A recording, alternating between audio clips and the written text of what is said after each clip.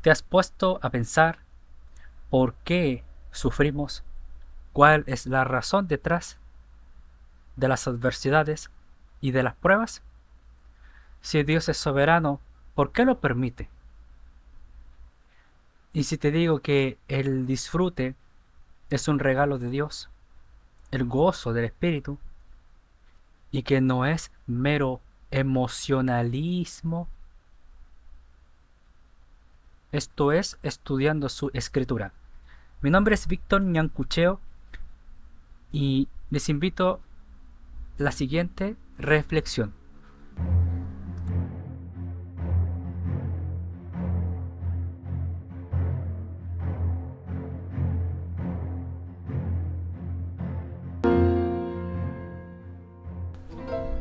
El disfrute cristiano, reflexión cristiana.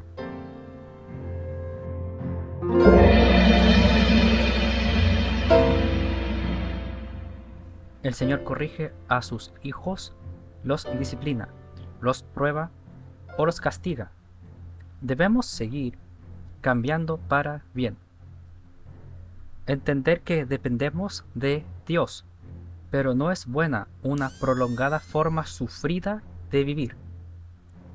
Puede ver los ejemplos como Israel en el desierto o Job. A pesar de que fueron probados por Dios, el primero fue castigado severamente por su incredulidad y el segundo probado para mostrar que vivir siempre triste, angustiado o en disciplina resiente y no nos deja vivir plenamente. Los traumas y trastornos también tienen su influencia del sufrimiento sostenido en el tiempo. Actualmente existen más diagnósticos sobre trastornos mentales por causa de carencias durante la infancia, no solo por genética o por causas demoníacas. Dios disciplina, pero no todo el tiempo. Si estás pasando por pruebas reiteradas, es tiempo de preguntarse si son pruebas que vienen del Altísimo, de Satanás o por nuestra forma de vivir. Es algo que solo tú debes averiguar o simplemente confiar en la soberanía de Dios mientras tanto y entender lo suficiente. El disfrute que viene de Dios brinda ese alivio que necesitamos todo el tiempo. Es imposible estar contentos todo el tiempo y no es buena idea confiar más en las emociones. Pero el disfrute que viene de Él no es solo emoción, es poder de Dios para sanar. El Señor quiere que vivamos gozosos, no como ocasiones, sino siempre. Es como, es como el fruto del Espíritu. Todo lo que hagamos debe predominar estas características espirituales en nuestra vida cotidiana o cuando predicamos en un púlpito. Se puede gritar o enseñar la palabra de Dios desafiante cuando es debido, pero como estilo de vida tiene que ser con el fruto del Espíritu. Si no es de esta forma, algo anda mal. El gozo debe rebosar en nuestra vida. Tenemos derecho a expresar tristeza, lloro, lamento e incluso quejas cuando sufrimos. Pero si siempre vivimos así, no andamos en el espíritu, sino en la carne. Para experimentar verdadero gozo, necesitamos experimentar la tristeza e incomodidad. Por eso el Señor permite el sufrimiento, para sentir y disfrutar con fuerza el gozo divino. Si no, no podríamos diferenciar cuándo realmente es gozo o es otra cosa. El disfrute cristiano es un regalo de Dios que ayuda a estabilizar nuestro organismo al momento de vivir sufrimientos o pruebas. En ningún momento me refiero a desconocer las desgracias que vivimos o prohibir expresar cada disgusto. Eso de reducir todo a que uno se hace la víctima es cruel y lo he escuchado de primera mano de hermanos, aunque no se hayan dado cuenta. Algunos lo harán así, pero otros no. Realmente la han pasado mal como para que alguien venga a juzgar sus expresiones. Job es el ejemplo registrado en la palabra de Dios, y no debiéramos imitar lo que sus amigos hicieron.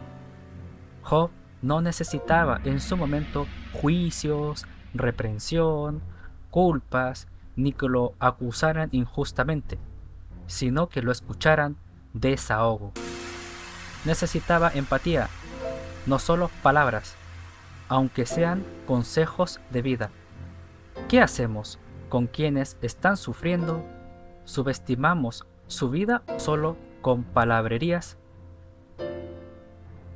que son de fierro y por eso nos da lo mismo si se oxidan, los cortan o los desechan como chatarra? Si no les gusta la predicación, que se vayan. A veces el Señor quiere que escuchemos y que ayudemos a que se sientan bien para que su fe se fortalezca y puedan recibir la palabra de Dios para su vida. Para que el creyente pueda recibir de Dios, a veces es suficiente el uso de su intelecto y no sus sentimientos para escuchar la voluntad de Dios y edificarse. Otras veces la pesadez de la prueba no se va solo con la facultad intelectual y necesita contrarrestarse con gozo, disfrute, sentir bien, ser escuchados para recibir la edificación espiritual, tanto intelectual como emocional. Por eso importa que seamos sensibles para identificar cuándo es lo primero y cuándo es lo segundo. Se requiere sabiduría y no encerrar a todos como resentidos, falta de fe o de cristal. Eso no es sentimentalismo o que queremos agradar con mentiras y todo ese rollo de malas sospechas. Es mostrar empatía, ejercer la misericordia que puede sanar más que un sermón lógico, correctamente explicado y vacío de la bondad de Dios. Se trata de no tener una óptica nihilista sin sentido. Todo es vanidad. No importa lo que hagamos, como el Salomón apartado de Dios en Eclesiastés o un Schopenhauer de la filosofía pesimista, sino una óptica optimista donde Dios se involucra, está presente. No como el Dios filosófico distante e impersonal, sino como el Dios cristiano, cercano y personal que se compadece de nosotros y por eso envió a Cristo a morir en la cruz, porque la voluntad del Padre era salvarnos y transformar nuestra forma de vida. Es buscar ser feliz con Jesús, no idealismo mundano, sino que con Cristo estamos plenos a pesar de las adversidades. Algo liberador que trasciende a las formas estructurales religiosas y tradicionales, pero que se guarda del sensacionalismo o emocionalismo confusos y variables con el tiempo. Es vivir en la presencia de Dios para aliviar nuestras cargas y las de los demás. Tenemos que aprender de los pentecostales que expresan sus emociones por la presencia de Dios. Es una forma terapéutica para disfrutar de Él, pero debemos guardarnos de los excesos emocionales que extravían al creyente en pos de falsas doctrinas. ¿Te sientes triste? ¿No quieres nada con Dios? ¿Te decepcionaron los hermanos? Te entiendo, y es válido expresarte, pero Dios no tiene la culpa. Y más que buscar culpables, recomiendo abrazar el recurso del disfrute, el gozo del Espíritu.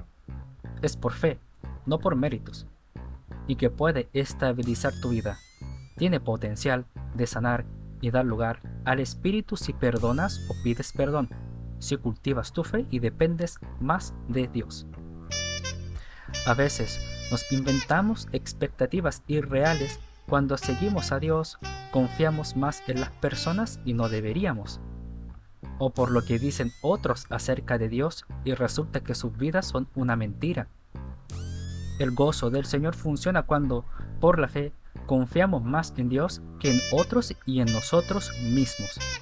Y puede ser liberador si hoy, hermana y hermano, pastor y pastora, evangelista o como quieran llamarse, buscan asimilar a Cristo en sus vidas.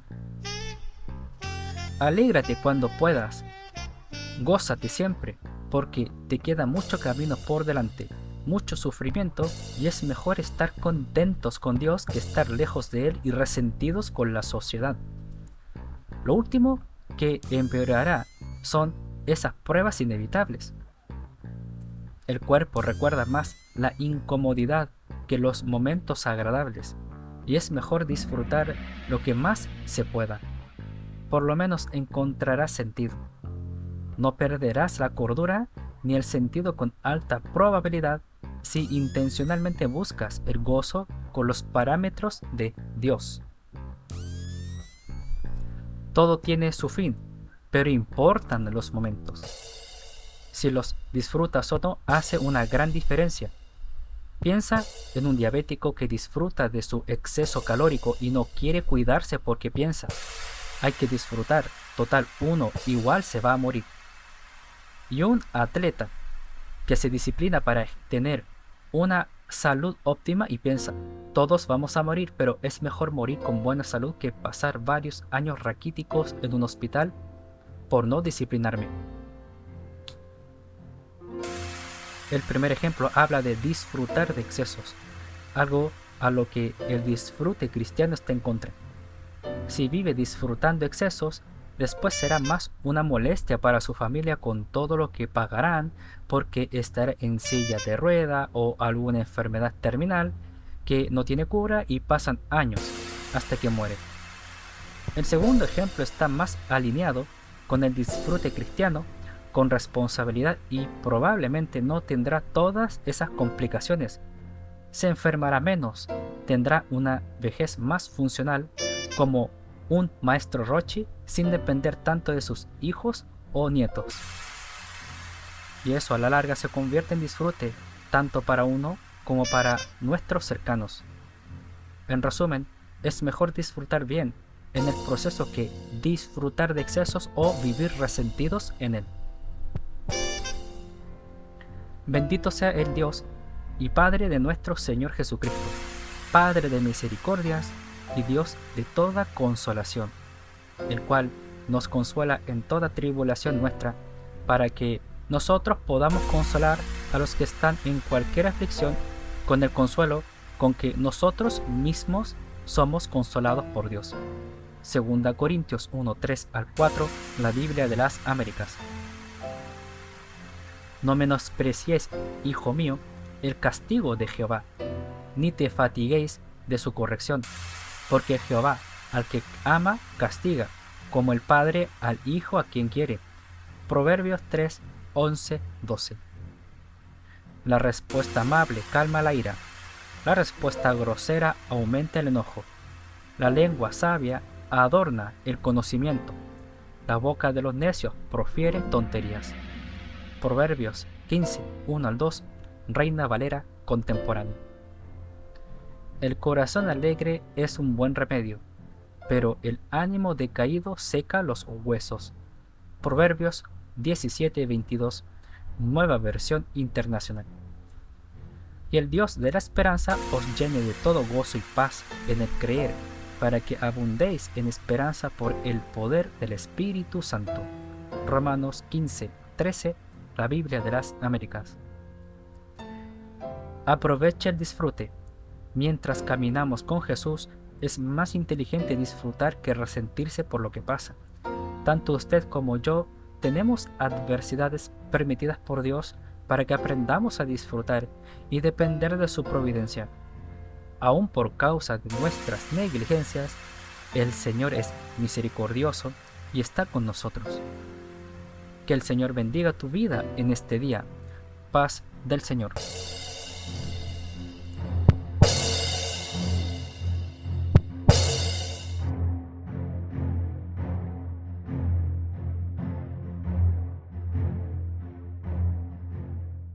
por causa de las exigencias actuales, la inmediatez, la sobreinformación, el avance de la tecnología y cada vez aumentando los estándares, el currículo escolar y la inflación económica a la vez, es importante señalar o recordar sobre el disfrute para relajar nuestro cuerpo, para que podamos gestionar nuestras emociones, pero que este disfrute cristiano o gozo del Espíritu, su fuente es en Dios. Y como cristianos, se entiende el sufrimiento, se entiende la prueba, se entiende que tampoco uno debería guiarse por lo que siente solamente o quedarse en el pasado o en el dolor. Sin embargo, eh, esto no cambia porque a veces predicamos más cosas negativas que positivas, como si nuestra cosmovisión cristiana fuese pesimista, como los filósofos griegos o Schopenhauer, y no el optimismo que viene del Señor, el gozo del Espíritu, el reino de Dios, el descanso en Jesucristo, y que somos personas en formación, no tenemos infalibilidad y necesitamos entre nosotros estimularnos al amor y a las buenas obras, desde la gracia, desde el poder del Espíritu. Así que espero que esto haya sido refrescante para usted